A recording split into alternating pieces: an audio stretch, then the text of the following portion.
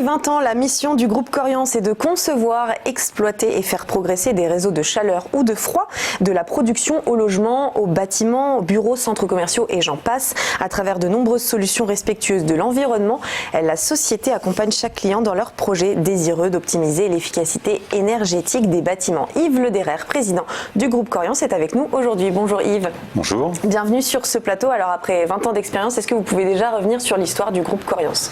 Très rapidement, oui, parce que c'est une histoire riche. Oui, alors, tout d'abord, Coriance a été créé ex nihilo par, à l'époque, l'entreprise publique Gaz de France.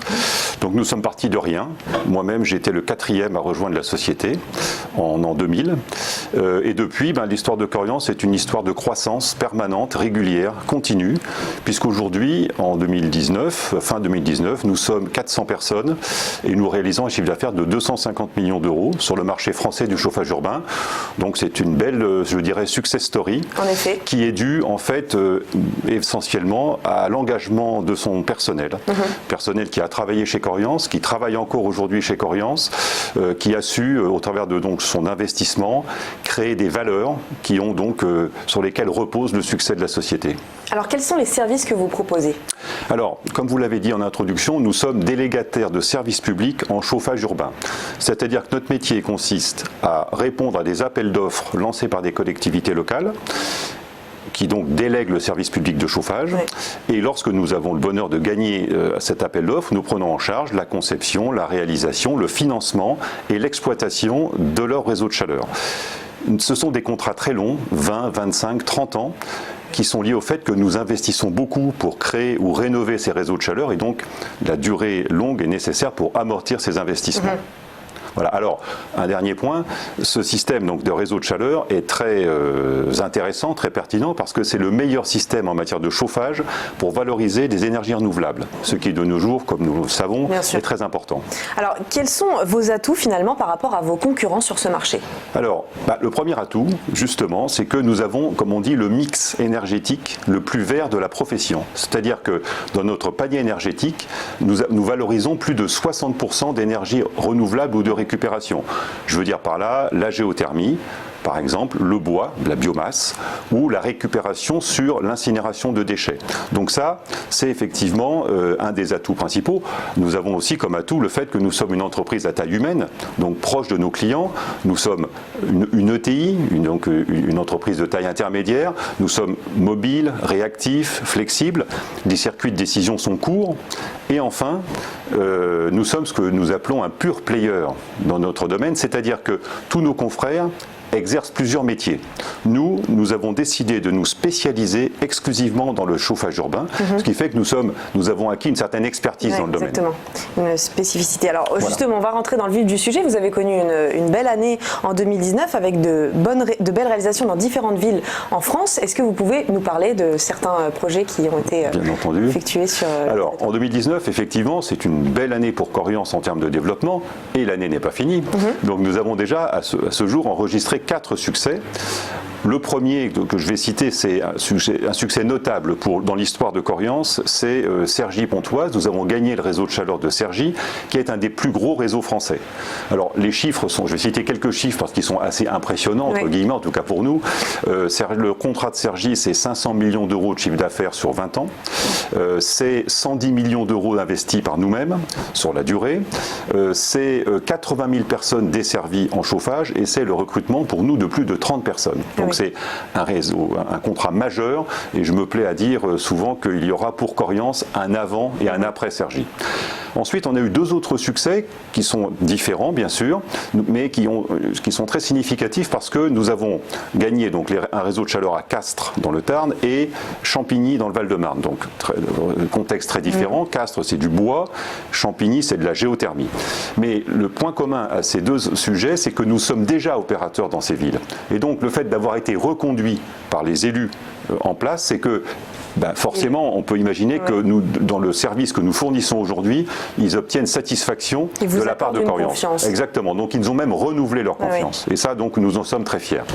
Et enfin, dernier succès pour l'instant, en 2019. Alors, c'est un succès différent, c'est-à-dire que nous nous sommes engagés dans l'acquisition d'une centrale de cogénération biomasse. Donc, cogénération biomasse, ça signifie qu'on brûle du bois en entrée et on produit d'une part de l'électricité que nous vendons à EDF et d'autre part de la vapeur que nous vendons à un industriel.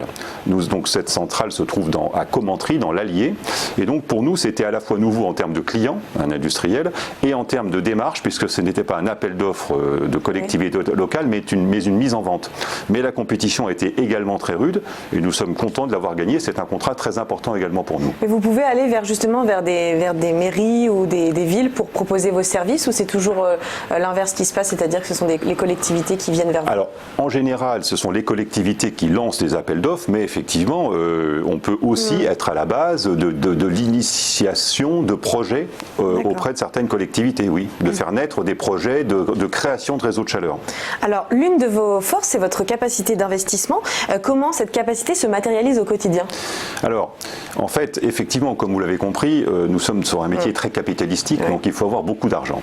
Et donc, nous avons la chance d'être adossés à un actionnaire qui est un fonds d'investissement infrastructure long terme qui s'appelle First State Investment, qui a de grosses capacités financières et donc qui nous soutient totalement dans nos objectifs de développement, qui nous pousse même à nous développer pour investir lourdement dans les énergies renouvelables en France pour notre part et pour lui également en Europe.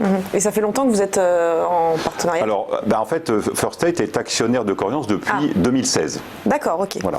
Alors, l'une de vos autres forces, c'est votre indépendance énergétique. Comment est-ce que vous définiriez ce terme concrètement? Alors, écoutez, en fait, deux de nos concurrents, les deux concurrents principaux qui sont sur le marché sont deux filiales d'énergéticiens français bien connus, EDF et Engie. En ce qui nous concerne, nous sommes totalement indépendants.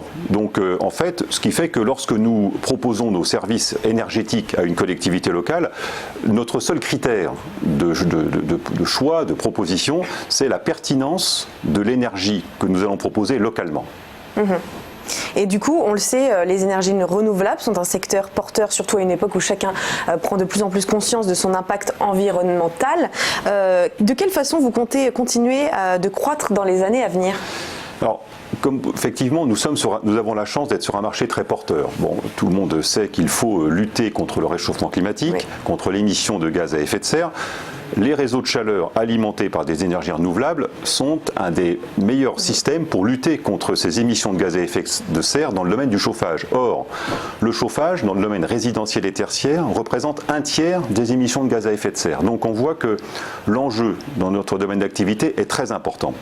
Donc en fait, ce que nous comptons faire dans les années à venir, ce que nous avons déjà fait dans le passé, c'est proposer la création de nouveaux réseaux de chaleur, toujours à base d'énergie renouvelable, développer nos réseaux en portefeuille, parce que nous avons dans ce domaine des succès assez spectaculaires. Par exemple, nous avons doublé de taille quasiment le réseau de chaleur géothermique de Villiers-le-Bel-Gonesse ou celui de Fresnes. Donc on peut aussi étendre les réseaux en portefeuille en raccordant de nouveaux immeubles. Et on peut aussi, bien sûr, ce que nous continuons à faire, convertir des réseaux de chaleur alimentés par des énergies fossiles en les passant à une énergie renouvelable. Un dernier exemple, à Cergy-Pontoise, que nous prenons en charge aujourd'hui même, il y avait jusqu'à présent une énergie qui était utilisée, qui était le charbon, très polluante. Et donc, à notre arrivée, nous mettons un terme instantanément à l'utilisation du charbon. Et en ce qui concerne l'actualité réglementaire en termes d'énergie renouvelable, est-ce que pour vous aujourd'hui c'est un avantage ou un inconvénient? Alors, il y a un avantage qui est que l'État soutient les investissements dans les énergies renouvelables en réseau de chaleur par ce qui s'appelle le Fonds Chaleur, qui est donc géré par l'ADEME, l'Agence de l'environnement et de la maîtrise de l'énergie. Donc nous bénéficions de subventions sur nos investissements en biomasse, géothermie, etc. Ça, c'est un avantage. L'inconvénient que nous vivons, c'est qu'aujourd'hui, l'énergie concurrente principale, pour nous, c'est le gaz. Or, le prix du gaz est très faible sur le marché mondial. Donc, évidemment, la concurrence est dure. Et en plus de ça, ce qui venait un peu compenser cette concurrence, c'était la fameuse taxe carbone, dont la trajectoire allait en augmentant dans les prochaines années. Comme vous le savez, cette taxe a été pour l'instant suspendue ou abandonnée. Et donc, évidemment, pour nous, la concurrence face au gaz est difficile. Allez, dernière question pour qu'on puisse savoir un peu plus sur le groupe Coriance. Vous l'avez dit, l'année 2019 n'est pas terminée. Quels sont vos projets d'ici la fin de l'année et pour 2020 ? Alors, l'actualité chez Coriance est très riche. Donc, aujourd'hui même, comme je l'ai dit, nous prenons en charge Cergy. Donc, aujourd'hui même. Le 11 octobre, par exemple, nous inaugurons la chaufferie biomasse de Brive. Nous continuons à construire une autre chaufferie biomasse à Valence. Nous étendons nos réseaux de chaleur à Toulouse, à Mont-Saint-Aignan, en Seine-Maritime ou au Blanc-Ménil, par exemple. Ça, c'est 2019, on va dire. Et 2020, eh bien, je dirais que nos objectifs sont toujours les mêmes, c'est-à-dire poursuivre la croissance en développant les énergies renouvelables. Ben voilà, de beaux projets. Merci beaucoup, Yves Lederer, d'avoir été avec nous. Je rappelle que vous êtes le président du groupe Coriance. À tout de suite.